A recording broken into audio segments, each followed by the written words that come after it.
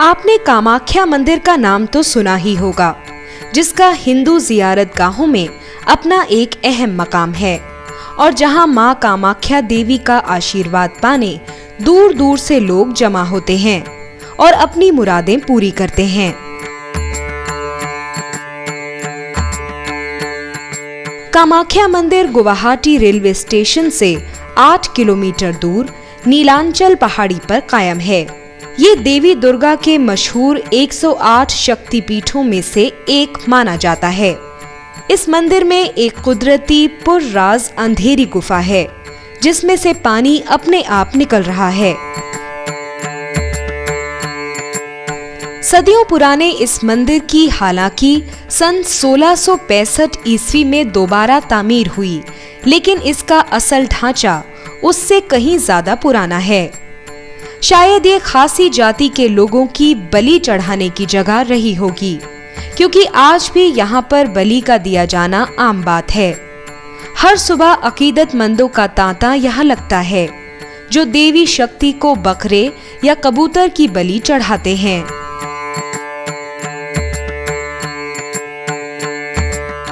कामाख्या मंदिर में हर साल नवरात्रि की खूब धूम रहती है। इस दौरान दूर दूर से अकीदतमंद यहाँ जियारत करने आते हैं। इसके अलावा अपने आप में एक अनोखा त्योहार भी यहाँ मनाया जाता है, जिसका नाम अमेती है। इस मंदिर में जिस किसी को भी मन्नत मांगनी हो या किसी की भी मन्नत पूरी हुई हो, वो इस मंदिर में आकर घंटियां चढ़ाता है। ये दिल को छूने वाले रिवायत की कशिश आपको यहाँ सुबह से शाम तक घूमते रहने पर मजबूर कर देती है। न जाने किसके दिल में क्या है और न जाने क्या मांगने वो यहाँ इस खुदा के दर पर आया है, ये तो मांगने वाला ही जाने। लेकिन ये सच है कि कोई भी शख्स, चाहे वो अमीर हो या गरीब, कामाख्या माँ हर किसी का दामन जरूर भर देती है। यहाँ पर देवी देवताओं की मूर्तियों को नारियल के पानी से रोज सुबह, दोपहर और शाम तीनों वक्त नहलाया जाता है। फिर लोग दिए और अगरबत्ती जलाकर अपनी मन्नत मांगते हैं।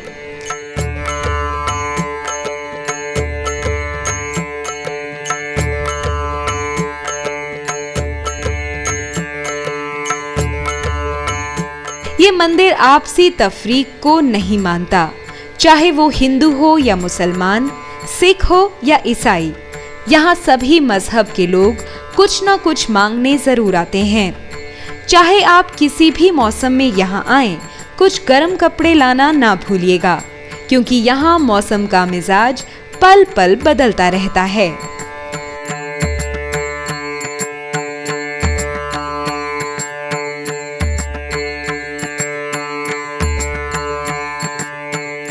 गुवाहाटी से तकरीबन 35 किलोमीटर दूर मणिकुता पहाड़ी पर कायम मौजूदा हयाग्रीबा माधव मंदिर को बादशाह रघुदेव नारायण ने सन 1583 ईस्वी में बनवाया था।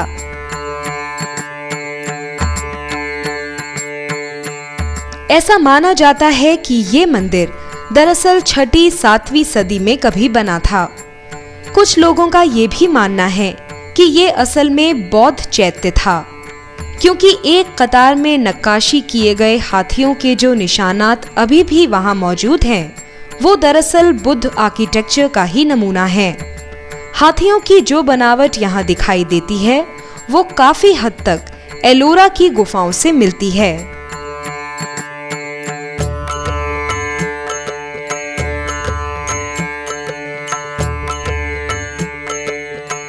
जिस अंदाज की संगतराशी और नक्श सफाई के साथ अजंता और एलोरा में देखने को मिलते हैं, यहाँ की तमाम नक्काशियों में वही खूबियां पाई जाती हैं।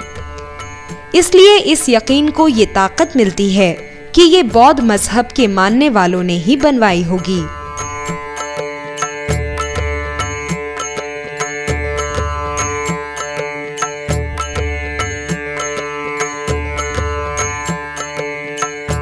माधव मंदिर के चारों तरफ हरियाली कायम रहती है। आप यहाँ इस बागीचे में भी अपना वक्त गुजार सकते हैं।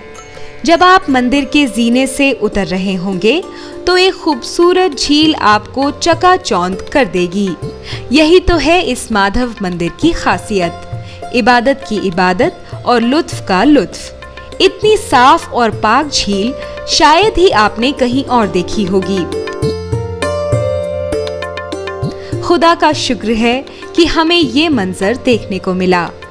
जब आप इस झील के चारों ओर नजर दौड़ाएंगे तो इस झील में लगे हुए इस दिलफरेब फव्वारे का पानी आपके दिल की गहराइयों में उतर जाएगा।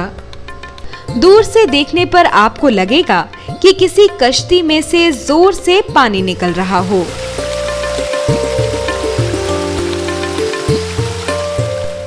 पानी की 6 जोरदार धाराएं इस फव्वारे को फूल की शक्ल देती हैं। बच्चों को ही नहीं बल्कि बड़ों को भी ये नजारा बेहद पसंद आता है।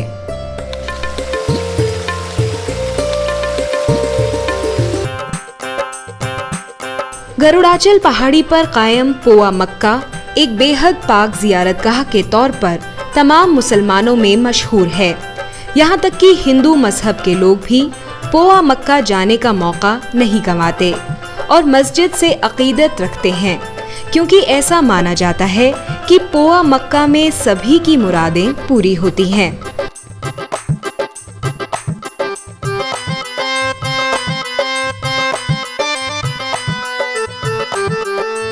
खासकर ज्येष्ठ महीने की पूर्णिमा के रोज यहाँ पर सभी लोग आते हैं और इबादत करते हैं। लोगों में ऐसा यकीन किया जाता है कि इस मस्जिद में 4 बार इबादत एक हज के बराबर का सवाब हासिल होता है।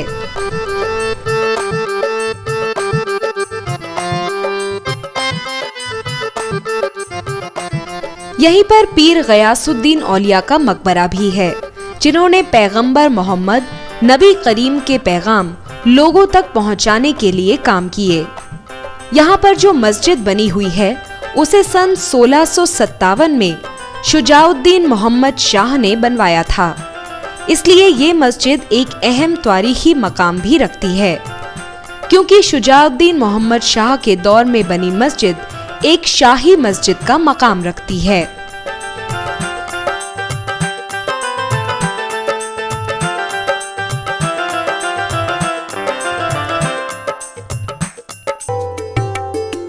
सरायघाट नाम की जगह पर बना ये वॉर मेमोरियल मुल्क के लिए कुर्बान हुए शहीदों की यादें समेटे हुए है।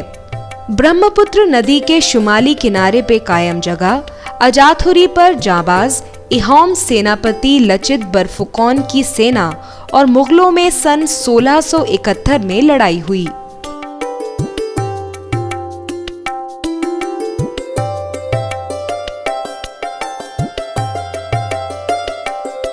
उस लड़ाई से जुड़ी तमाम यादगारों के नजरिए से ही ये वॉर मेमोरियल पार्क बनवाया गया है। तकरीबन 48.5 हेक्टेयर में फैले हुए इस पार्क को 2 अलग-अलग हिस्सों में तकसीम किया गया है, जिसमें एक तरफ बागवानी के साथ बना वॉर मेमोरियल है तो दूसरी तरफ खेल कूद का हिस्सा है। जंग के दौरान हुए शहीदों की याद में बनाए गए खास दरख्त भी यहाँ मौजूद हैं और हर दरख्त की अपनी एक वाहिद पहचान भी है। इस वॉर मेमोरियल पार्क की खूबसूरती और सुकून भरा माहौल बेहद दिलकश है।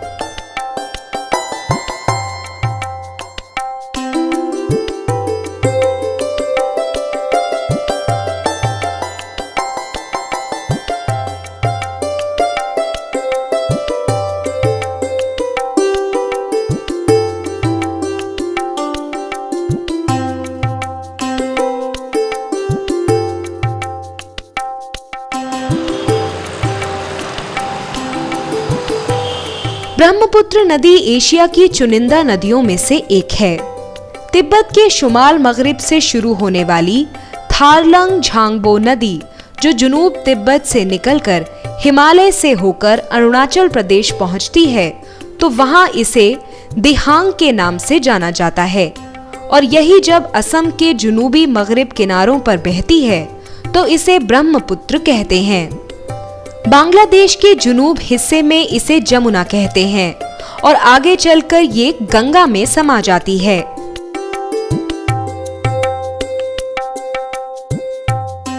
वैसे गौरतलब बात ये भी है कि भारतीय और बांग्लादेशी नदियों के नाम अमूमन जनाना हुआ करते हैं, जबकि ब्रह्मपुत्र नाम होने से ये इकलौती नदी है जिसका मर्दाना नाम है। तो भाई मानना पड़ेगा कि ब्रह्मपुत्र नदी अपने नाम और अंदाज दोनों में ही अनोखी है।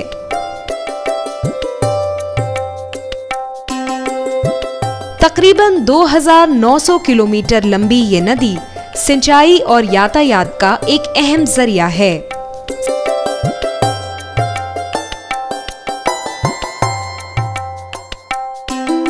सरायघाट पर बना ये मशहूर ब्रह्मपुत्र पुल काफी मजबूत और आवाम की सहूलियत का एक बड़ा जरिया है।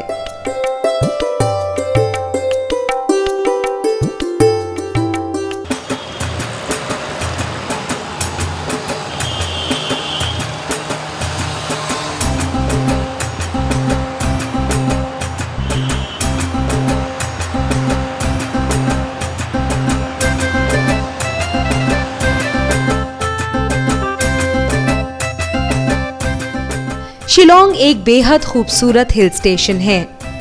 ये मेघालय की दारुल सल्तनत है। मेघालय मायने बादलों का घर। सन 1968 तक मेघालय असम का ही एक हिस्सा था, लेकिन हम जरा और पीछे की बात करें तो सन 1765 के आसपास असम के इस हिस्से पर अंग्रेजों का कब्जा था। वक्त गुजरता गया और इस रियासत ने कई उतार चढ़ाव देखे। फिर सन 1954 में यहाँ के बाशिंदों ने इसे एक अलग स्टेट बना देने की मांग उठाई, जिसे खारिज कर दिया गया। लेकिन सन 1968 में मेघालय को असम के भीतर ही एक अलग रियासत का दर्जा दे दिया गया, जिसे कि बाद में सन 1972 में पूरी तरह से एक अलग रियासत का दर्जा हासिल हुआ।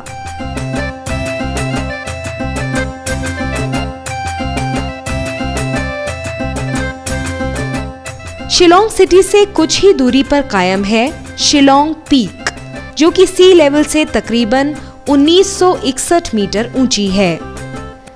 शिलोंग पीक शहर की सबसे ज्यादा ऊंचाई पर वाक़ई है, जो अमूमन बादलों से घिरी रहती है। इस ऊंची चोटी से तमाम शिलोंग शहर के दिलकश नज़ारे का लुत्फ लिया जा सकता है। इतनी ऊंचाई से शिलोंग शहर की खूबसूरती देखते ही बनती है।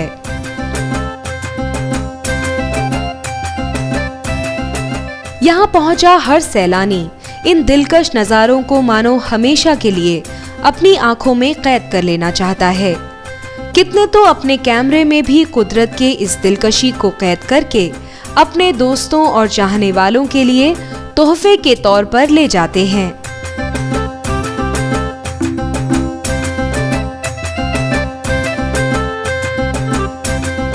यहाँ की शाम हसीन और सुबह रंगीन होती है। शाम के वक्त चलने वाली हल्की हल्की ठंडी हवा सैलानियों को एक खूबसूरत एहसास दिलाती है, जिससे किसी का भी दिल रोमानी हो जाए। और जब सुबह आफताब निकलता है तो उसकी सुनहरी किरणें वहाँ की हरियाली और पहाड़ की चोटी पर ऐसा रंग बिखेरती है जैसे किसी मुसव्विर ने जन्नत के किसी हिस्से का अक्स कैनवस पर बिखेर दिया हो।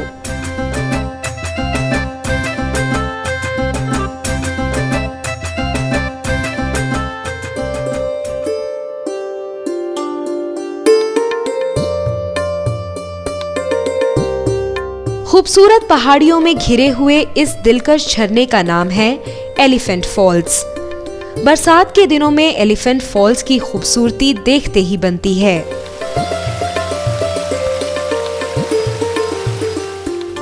आसपास रहने वालों के लिए एलिफेंट फॉल्स पिकनिक मनाने की एक उम्दा जगह के तौर पर मशहूर है। हर उम्र के लोग यहाँ आना और वक्त गुजारना पसंद करते हैं। अगर आप पहली बार एलिफेंट फॉल्स का नज़ारा करने जा रहे हो तो दिल थाम के जाइएगा, क्योंकि एलिफेंट फॉल्स का दिलनशी नजारा काफी होशरुबा है, जो आपके होश उड़ा सकता है। ये झरना हम इंसानों के लिए कुदरत का एक हसीन तोहफा है।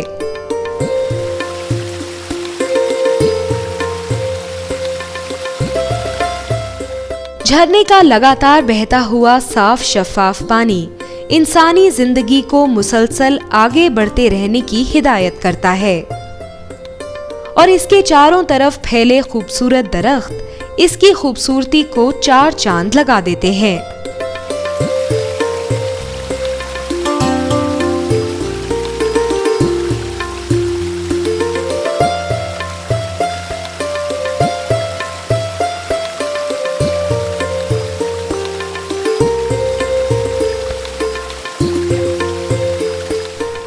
यहाँ का पानी पत्थरों के ऊपर बहता हुआ इतना साफ और सफेद दिखता है कि ऐसा लगता है कि किसी पहाड़ में दूध बहकर आ रहा हो। यहाँ इस एलिफेंट फॉल के आसपास जो लोग रहते हैं वो भी ये नज़ारा देखने अक्सर यहाँ आते हैं और यहाँ के ठंडे पानी का लुत्फ उठाते हैं।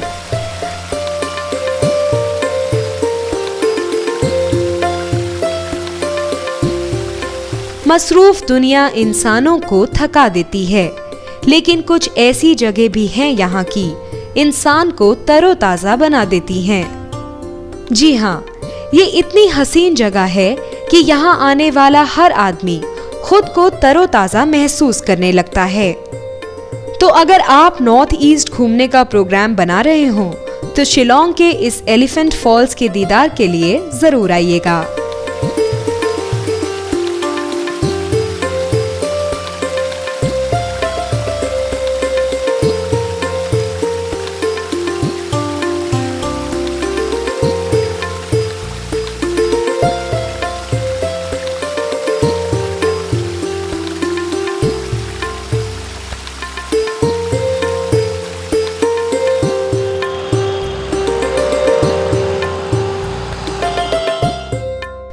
वॉर्ड्स लेक को यहाँ के लोग पॉलक्स लेक के नाम से भी जानते हैं।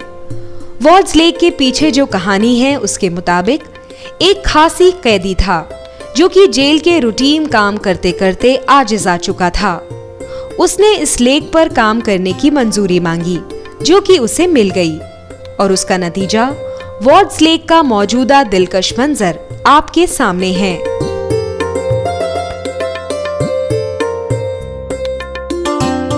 घोड़े के पैरों की शक्ल वाली ये बनावटी झील राजभवन के ठीक नीचे कायम है। ये झील बोटिंग और सैर के लिए बेहद मशहूर है। दोस्तों के साथ मजाक मस्ती करते लोग और झील पर तैरती हुई नावों का मंजर इतना दिलकश होता है कि वहां मौजूद हर आदमी का दिल बोटिंग करने को चाह उठता है।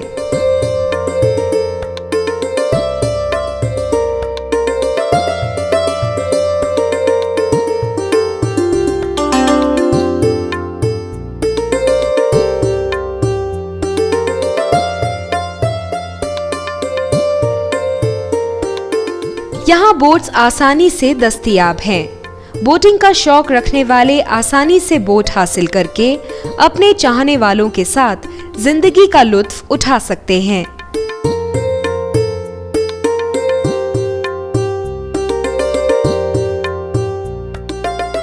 इस झील में मौजूद मछलियां सैलानियों की दिलकशी का एक अहम जरिया हैं। यहाँ आए सैलानी इन मछलियों से दोस्ती करना और उन्हें खाना खिलाना कभी नहीं भूलते।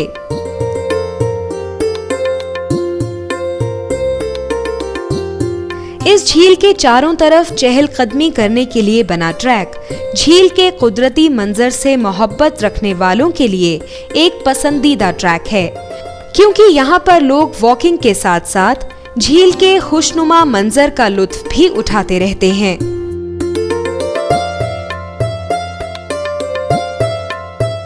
इस झील में चारों तरफ फैली हरियाली और खूबसूरत बत्तखें सैलानियों की आमद की एक अहम वजह है।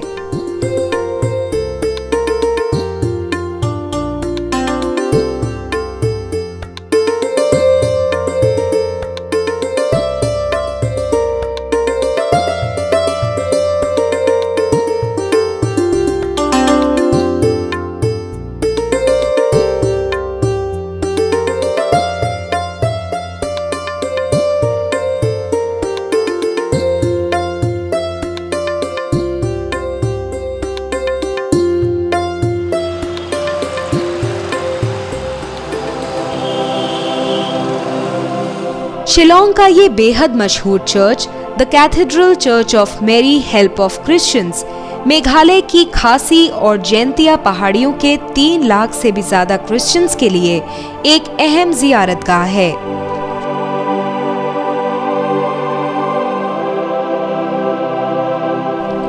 ये चर्च तकरीबन 50 साल पहले बनाया गया और इसे कैथेड्रल चर्च के नाम से भी जाना जाता है।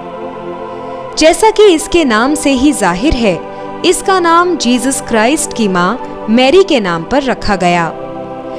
ये चर्च न सिर्फ यहाँ के कैथलिक्स के लिए फख्र की बात है, बल्कि सैलानियों के लिए भी दिलकशी और अहमियत रखता है।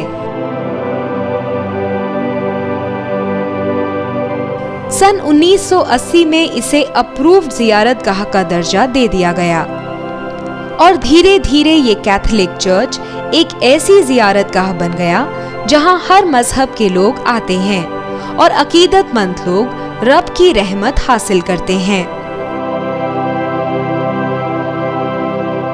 इस चर्च की जगह और शानदार डिजाइन इतना दिलफरेब है कि आज ये चर्च शिलोंग के लैंडमार्क के तौर पर जाना जाता है।